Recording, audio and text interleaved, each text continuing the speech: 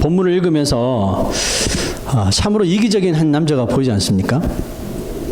아들들이 그렇게 어렵게 고생해서 구해온 그 양식으로 이렇게 버티고 버티다 또 다시 양식이 떨어지자 야곱은 아들들에게 또 애굽으로 가서 양식을 구해오라 이렇게 명령을 하죠. 근데 여러분 사실 아들들은 그 애굽에서 돌아오자마자 양식을 내려놓고 바로 다시 애굽으로 갈 예정이었어요. 왜죠? 둘째 아들 시몬이 붙잡혀 있잖아요. 그 갈 예정이었는데 그 아버지 야곱이 막아서는 바람에 가지도 못하고 계속 머물러 있었던 거죠. 아들이 이국만리 애굽에 그 인질로 붙잡혀 있는데 아버지란 사람은 왜 애굽으로 가는 것을 막은 걸까요? 아버지와 그 아들들 사이에 베냐민이라는 문제가 끼어 있어서 그렇습니다. 맏아들 르우벤이 42장에서는 이 맏아들 르우벤이 오자마자 애굽에서 도착하자마자 이 사실을 알리고 당연히 아버지가 베냐민 보내주겠지 시몬이 있는데 그러면서 이런 부탁을 합니다. 르우벤이 그의 아버지에게 말해 이르되 내가 그를 아버지께로 데리고 오지 아니하거든. 그 베냐민입니다. 그 데리고 간다고 가정하는 거예요. 내가 그를 아버지께로 데리고 오지 아니하거든 내 두 아들을 죽이소서. 무서워요. 그를 내 손에 맡기소서. 내가 그를 아버지께로 데리고 돌아오리다. 자, 근데 야곱의 대답을 보세요. 야곱이 이르되 내 아들은 베냐민입니다. 너희와 함께 내려가지 못하리니 그의 형은 죽고 요셉이죠. 그만 남았습니다. 만일 너희가 가는 길에서 재난이 그에게 미치면 너희가 내 흰머리를 슬퍼하며 수월로 내려가게 합니다. 그러니까 얘도 가다 잘못되면 나는 그냥 끝이다. 그래서 절대로 못 보낸다. 이런 뜻이죠. 르우벤이 자신의 두 아들의 목숨을 걸고 요청해 보았습니다. 그런데 야곱에게는 씨도 안 먹히는 거예요. 단호한 야곱을 봅니다. 야곱이 르우벤의 애절한 부탁에도 불구하고 베냐민을 못 보내는 까닭이 뭐죠? 여기 기록되어 있죠. 요셉을 잃어버린 것처럼 만약에 그의 동생마저 잃어버린다면 나는 살 수 없다. 그런데 여러분 야곱에게 아들이 베냐민뿐인가요? 10명의 아들이 더 있잖아요. 그런데도 불구하고 유독 이 막내 아들 베냐민을 그렇게 금지옥엽처럼 감싸는 이유는 뭘까요?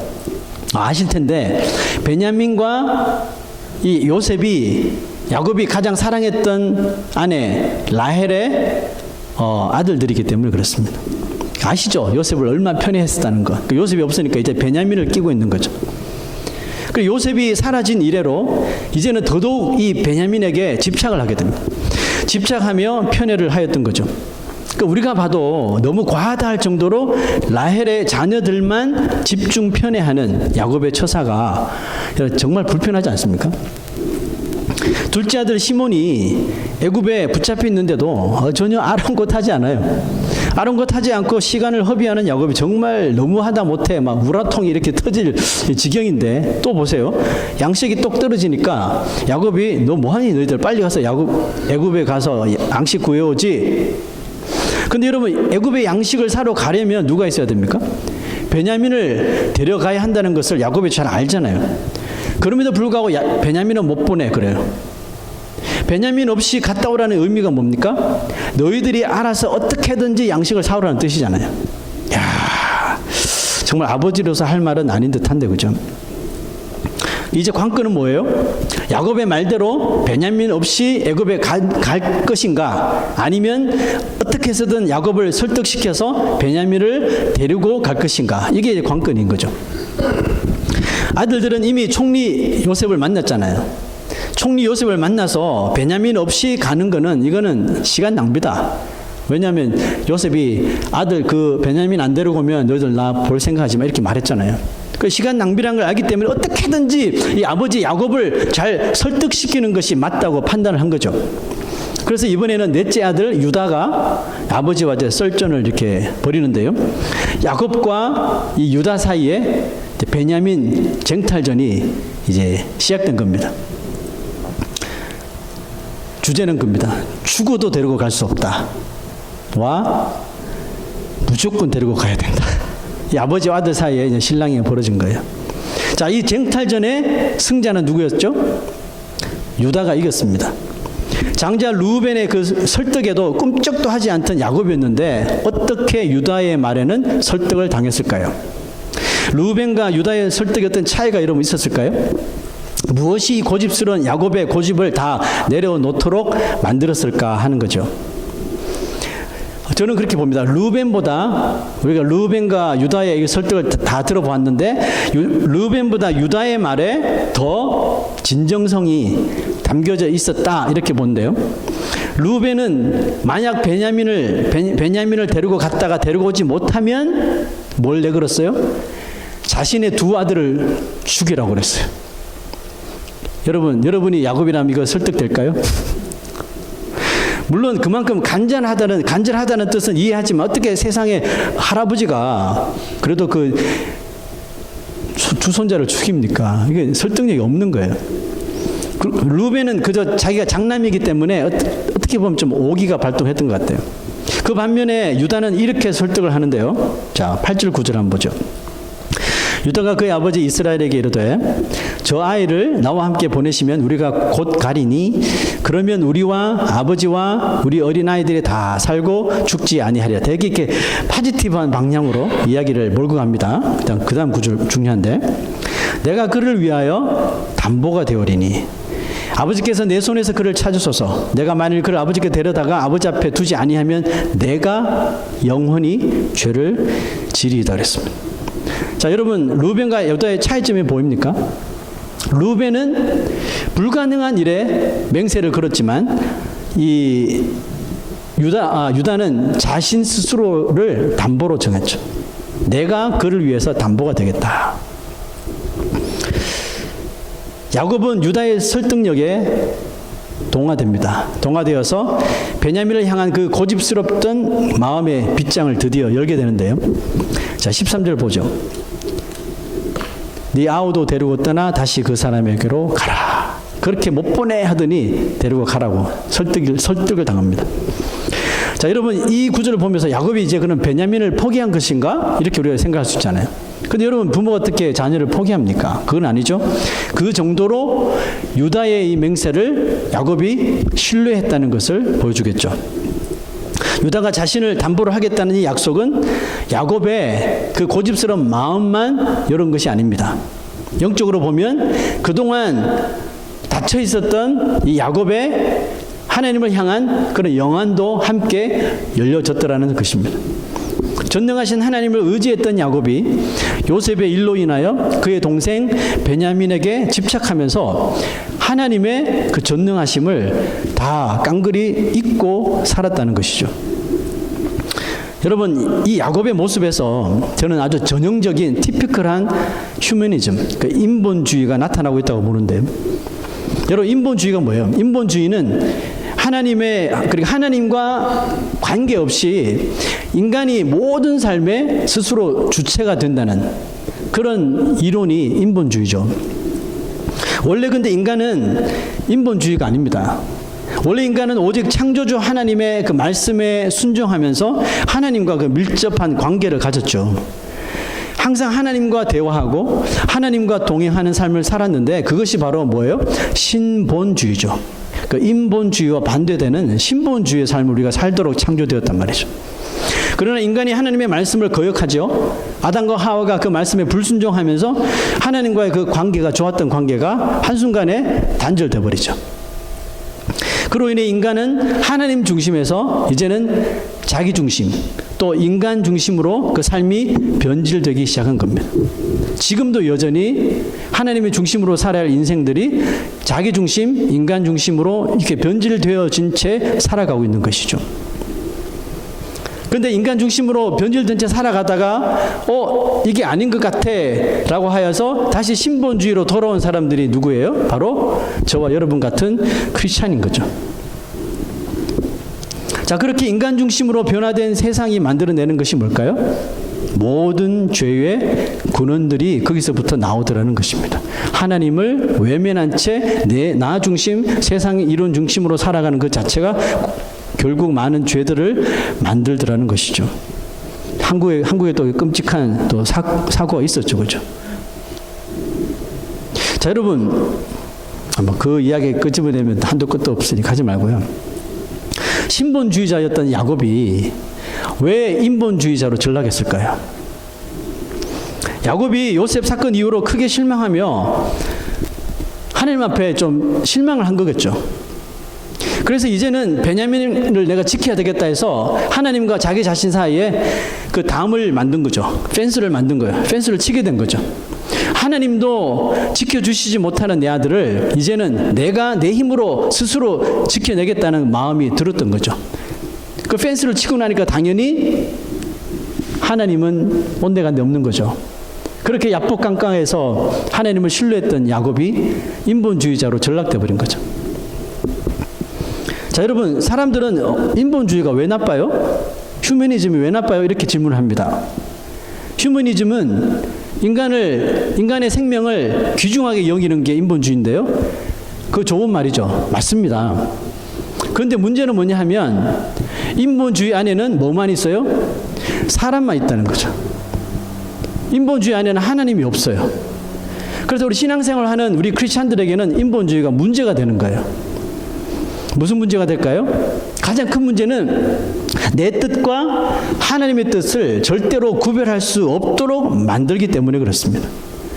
인본주의에 하나님이 없는 것처럼 인본주의에는 하나님의 뜻이란 아무 의미가 없는 단어가 되기 때문에 그렇습니다. 여러분, 하나님이 없다고 생각하는 사람들, 우리 인간들끼리 잘 먹고 잘 살아야 된다 이렇게 믿는 인본주의자들에게 하나님 뜻이 무슨 소용이에요? 우리가 아무리 논리적으로 설득을 해봐도 설득당하지 않는 거예요. 여러분이 올바른 신앙인이라면 자신의 삶에 각자 만나는 일 하나하나에 하나님의 뜻을 알려고 할 것입니다. 그렇습니까? 그렇죠. 그렇다면 여러분은 내 뜻과 하나님의 뜻을 잘 구별하면서 살아오고 있습니까? 그럴 때도 있지만 그렇지 않을 때도 있습니다. 그죠? 불행하게도 후자 쪽이 더 많이 도대체 하나님의 뜻을 알지 못하겠다. 여러분, 내 뜻과 하나님의 뜻을 정확하게 알 수 있는 방법이 있는데 가르쳐드려요. 간단합니다. 내 뜻인가 하나님 뜻인가 헷갈릴 때 자신의 마음 상태를 딱 보면 알아요. 자, 이게 무슨 말인가 한번 들어보세요. 정확히 12년 전에 제가 교회 개척을 하잖아요. 교회 개척을 제가 준비할 때 하나님께 이런 기도를 했습니다. 하나님, 지금 개척하고 싶은 이 마음이 하나님의 뜻인지 아니면 혹시 내가 이제 단임 목회를 하고 싶은 욕심에서 나온 것인지, 이런 경우 많거든요. 남들 다 하니까 나도 이제 나이가 돼서 해야 되지 않을까 뭐 이렇게 해서 준비도 안 됐는데 막 하고 그러거든요. 그 혹시 저도 그런 건 아닐까, 그 교회에서 14년을 섬겼으니까 이제 때가 되지 않았을까, 혹시 이런 마음에, 인본주의적인 마음에 개척을 하려고 하는 게 아닐까 해서 세 가지를 놓고 기도했어요. 첫 번째, 하나님의 말씀을 통해서 나의 이 지금 개척의 준비가 합당한 것임을 말씀을 통해서 깨닫게 해주세요. 둘째, 다른 사람 다 몰라도 제 아내가 적극적으로 찬성하게 해주십시오. 아내가 생각 좀 하고 이러면 안 되는 거예요. 그러니까 무조건적으로 나를 서포트하는 것. 이게 두 번째. 세 번째는 뭘까요? 평상시에 몰랐던, 관심 없었던 사람들이 내가 개척을 한다고 하니까 그 개척에 찬성을 하고 또 그 개척에 서포트를 해주는 것. 자, 이 세 가지가 기도가 응답되면 저는 하나님의 뜻인 줄 알겠습니다 라고 아내와 같이 기도했어요. 무슨 일이 벌어졌을까요? 너무나도 짧은 시간 이 세 가지가 후다다닥 정리가 되더라고요. 그래서 아내랑 볼 게 뭐 있어? 가자 해서 에디슨 탐방을 온 거예요. 태어나서 처음으로 에디슨 지역을 왔습니다. 여러분, 되게 우리가 하나님의 뜻이 있는 곳에는 가게 되면 가면서 막 가슴이 뛰고 막 흥분되고 막 머리가 쭈뼛쭈뼛하고 막 이런 생각하는데, 에디슨에 딱 왔어요. 딱 와서 여기로구나 할 줄 알았는데 여긴 도대체 뭐지? 여긴 어디고 나는 누군가 이러면서, 그게 여러분 솔직하게 저 안에 첫 느낌이었어요. 왜냐하면 하루 종일 다녀봐도 한국 사람을 볼 수가 없었거든요. 그 당시만 해도 H마트가 아주 막 구멍가게 같은 H마트 하나 있었어요. 그 한국 아저씨 한 명 있었고 그 외에는 진짜 한국 사람을 볼 수가 없었어요. 그래서 실망스러운 마음으로 이제 차를 타고 다시 집으로 갑니다. 집으로 가면서 아내가 말을 하지 않더라고요. 그 제가 눈치가 좀 빠르잖아요. 그래서 여기는 아닌 것 같다라고 말할 줄 알았어요. 저도 그 말을 듣고 싶었어요. 그런데 둘이 짝이라도 한 듯이 금방 보았던 장소랑 상관없이 개척을 진행하기 시작됐습니다. 여러분, 그곳이 이 에디슨이 진짜 우리의 마음에 들었던 걸까요? 그럴 리가요. 한국 목회하려고 에디슨으로 왔는데 한국 사람은 아무도 없어. 마음에 들지 않았단 말이죠. 이제 와서 새롭게 느낀 게 하나 있어요. 하나님의 뜻을 알기 위해서는 한 가지가 더 필요했었던 거예요. 제가 아까 세 가지를 놓고 기도했다 그랬잖아요. 그 마지막 네 번째 한 가지가 뭐냐 하면 마음의 평안을 주시는 거였어요. 우리 둘 다 한국 사람 정말 찾아볼 수 없는 이 에디슨을 보고 왔는데 그 H마트 그 캐시하는 아저씨가 여기 왜 교회를 해요? 이렇게 묻는데 좀 기분이 확 상하더라고요. 그 아저씨 지금 H마트에서 계속 있습니다. 그런 모습을 보고 왔는데 이상하게 마음이 편안해지더라는 거죠. 그리고 얼마 되지 않아서 이곳에 교회가 세워집니다. 여러분, 야곱이 그렇게 고집을 피우다가 왜 이 유다의 말을 듣고 마음을 열었을까요? 유다가 너무 달변가라서 너무 말을 조리 있게 잘해서 그 마음을 열어 제친 걸까요? 그것도 있지만 유다의 그 맹세를 통해서 야곱은 잊고 살았던 하나님의 뜻이 무엇인지 깨닫게 되었답니다.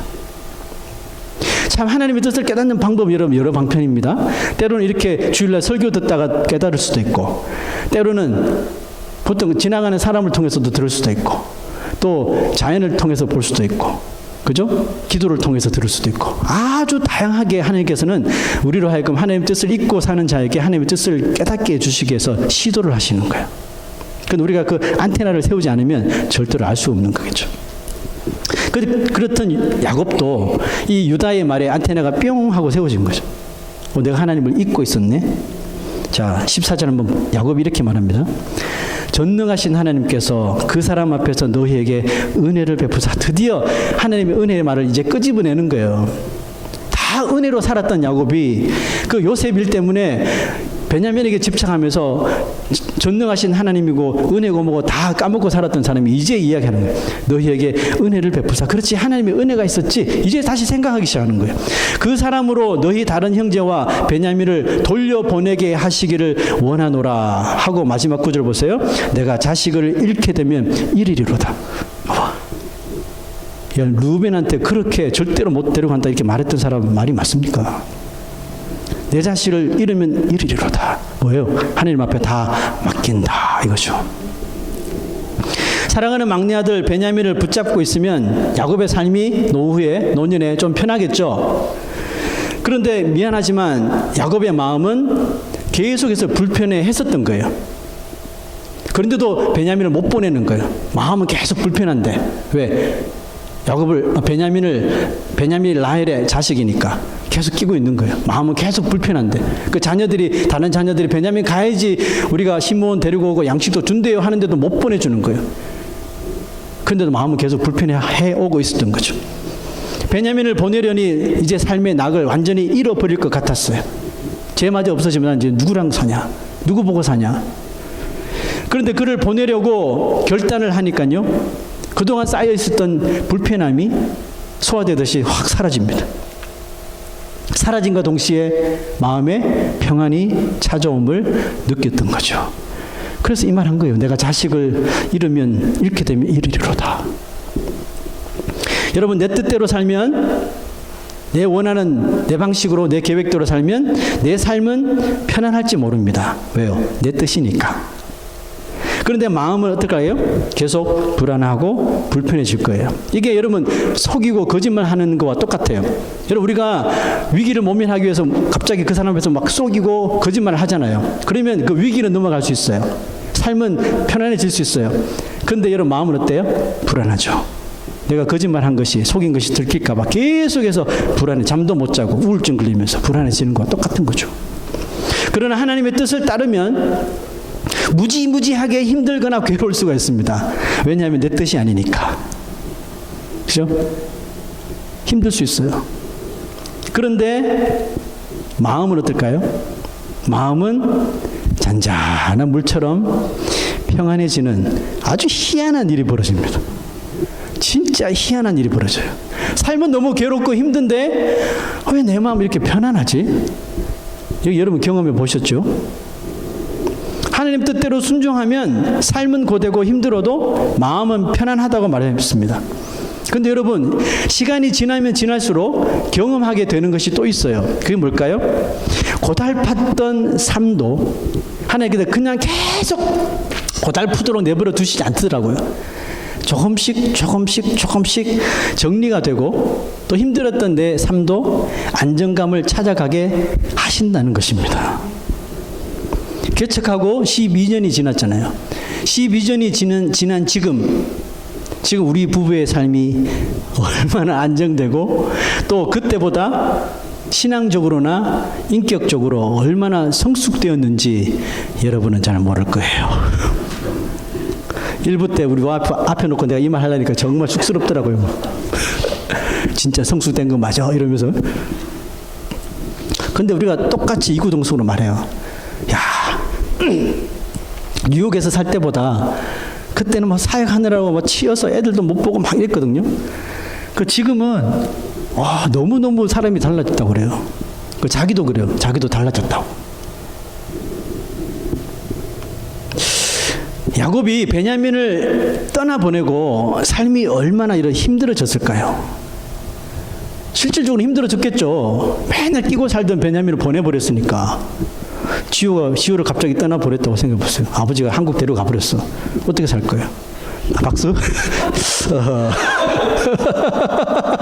그냥 웃지요? 네. 아마 진짜 비행기 티켓 사서 갈 것 같아요. 그죠? 며칠 지나지 않았어. 야곱도 분명히 그랬을 거예요. 그죠? 말은 그렇게 하고 내가 자식을 잃게 되면 이리로 다 했는데 막상 가니까 못 살겠는 거예요. 주여 그러면서 애지중지 품에 안고 살았던 아들이 떠났으니 매일매일을 주여 했다가는 또 베냐민, 주여 베냐민, 주여 베냐민 뭐 이렇게 계속 반복하면서 살았을 거예요. 근데 여러분, 야곱이 알지 못하는 다른 어떤 곳에서는 놀라운 일이 벌어지고 있습니다. 누구 때문에? 내가 떠나보낸 베냐민 때문에 그 요셉이 자신의 정체를 더 이상 숨길 수 없을 지경까지 이렇게 되더라는 거죠. 자 보세요. 30절.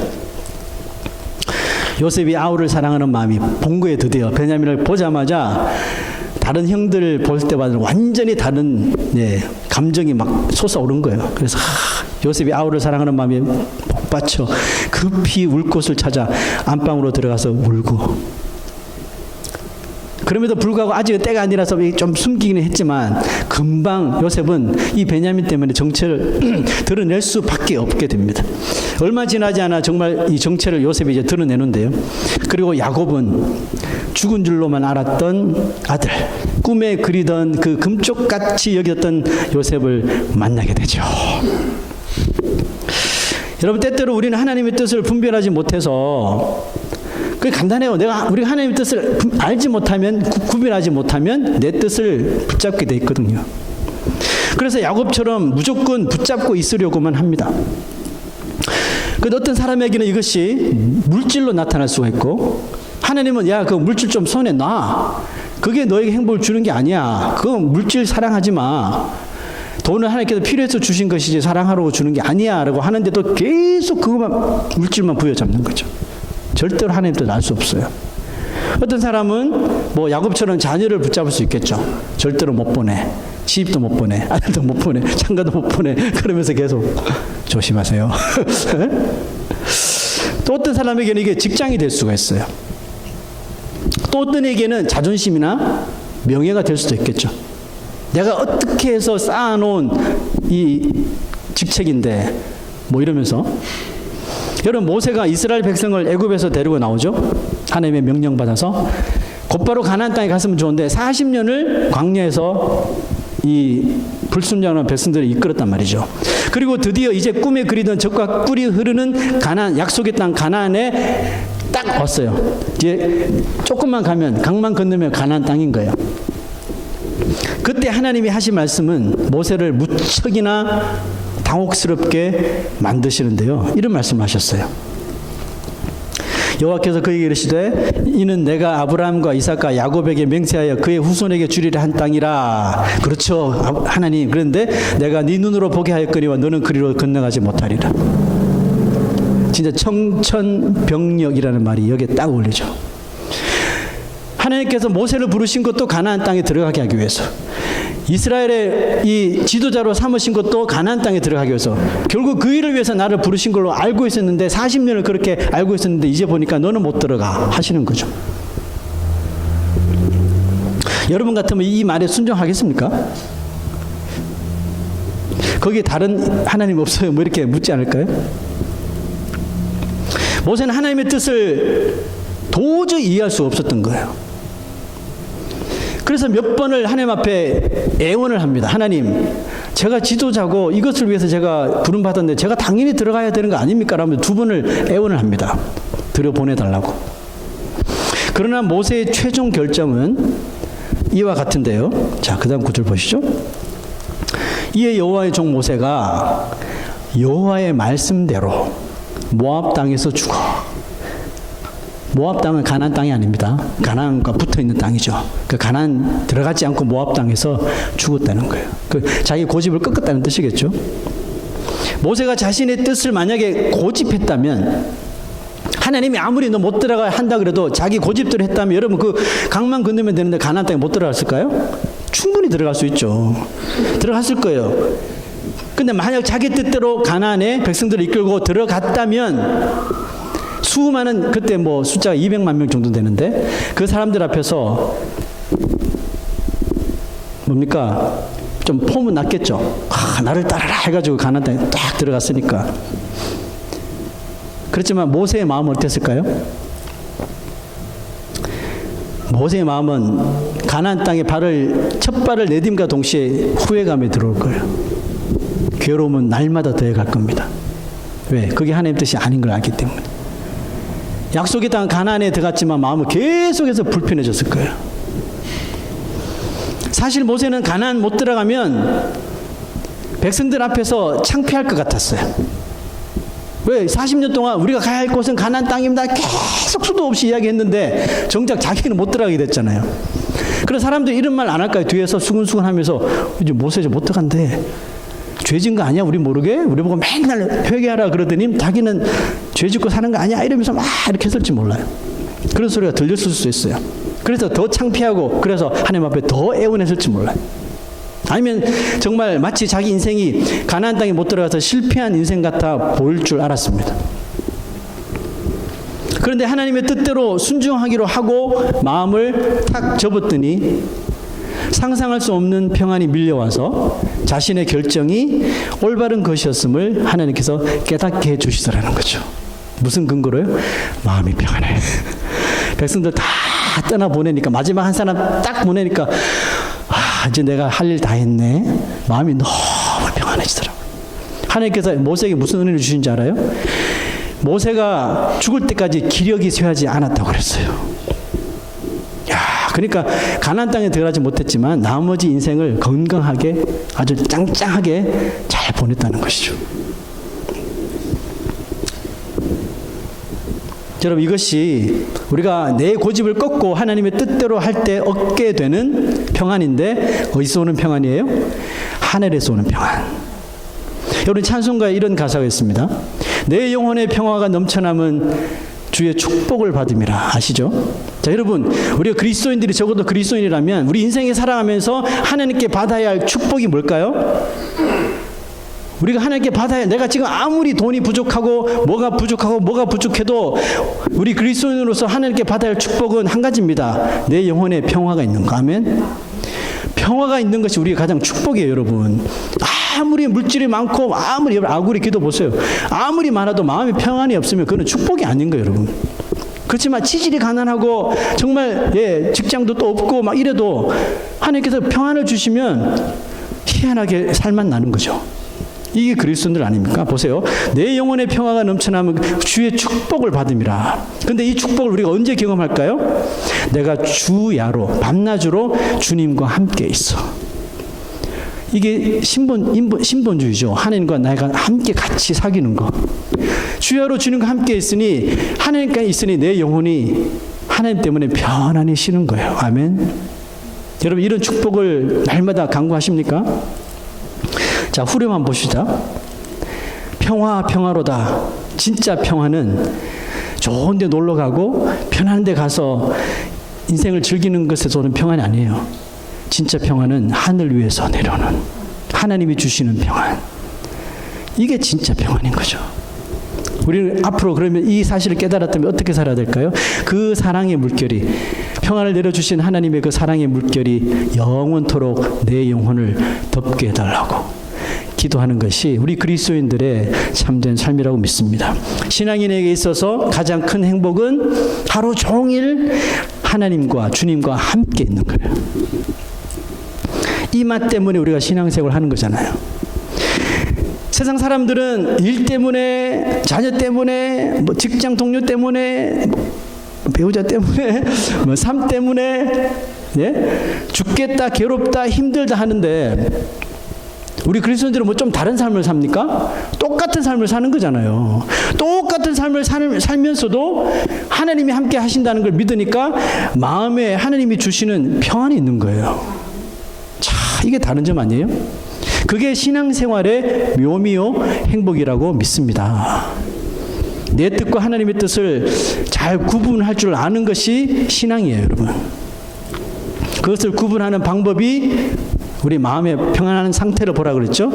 네. 마음이 불편하면 그거는 여러분 하나님 뜻이 아닌 거예요, 여러분. 여러분 삶 속에서 살아가면서 막 계속 막 불편함이 감지가 되면 우리는 하나님의 뜻을 물어볼 수 있어야 돼요. 왜 이렇게 하나님 불편하죠?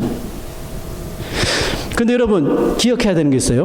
그 불편함이 자신의 이런 교만이나 어떤 욕심 때문에 나타나는 불편함일 수 있어요. 그거는 아니에요. 그거는 회개해야 되는 거예요. 이걸 잘 구분하셔야 돼요. 내가 지금 직장 다니는데 불편해. 하나님 뜻이 아닌가 봐. 이게 아니라 만약에 그 불편함이 나의 어떤 다른 커리어를 위해서 아니면 나의 어떤 탐욕을 위해서 뭐 이런 것을 위해서 하는 거라면 하나님 뜻이 아닐 수도 있어요. 자, 그런데 믿음 안에 사는데도 하루하루 지금 하나님과 동행하기를 원하고 믿음 안에 사는데도 마음의 불편함이 지속적으로 나온다면 이것은 어쩌면 무언가 하나님께서 원하시는 내 신앙과 맞지 않는 환경에 내가 있거나 그리스도인인데 술집을 오픈하려고 한다. 뭐 이런 거겠죠. 술집을 오픈하면 대박을 터뜨릴 것 같은데 마음은 너무 불편해. 뭐 이런 걸 느끼면 빨리 접어야 되는 거죠. 손해를 보더라도 접어야 되는 이게 하나님 뜻인 거예요. 이런 불편함을 말하는 거죠.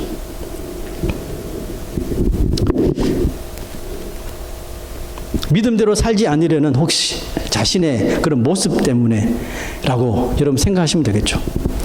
그 불편함이 이어질 때 우리는 뭐 어떻게 되겠지라고 가지 마시고요.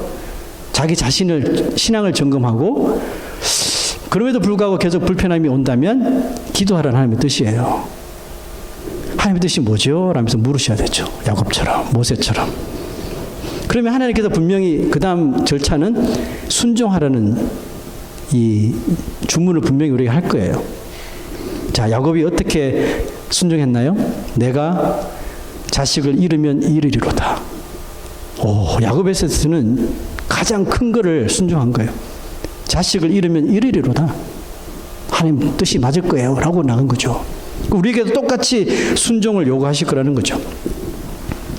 눈에 보이는 이득과 쾌락을 위해 내 뜻을 고집한다면 결국 우리가 얻게 되는 것은 뭘까요? 마음의 불편함과 마음의 비루함과 남루함이 계속적으로 우리에게 닥쳐올 겁니다. 하지만 눈에 보이지 않고 손에 잡히지도 않지만 하나님의 뜻을 따라서 하나님의 뜻을 따라 순종할 때 찾아오는 것은 뭘까요? 당장의 삶의 고단한 것은 사라지지 않을지라도 그것과 비교할 수 없는 이 세상을 살아가는 행복을 맛볼 수 있는 하나님의 사랑과 평안이 우리에게 주어질 줄로 믿습니다. 아멘. 우리 시간 오늘 말씀 생각하면서 우리 읽었던 이 찬송을 한번 불러볼게요. 가사를 잘 생각하면서 찬양합시다.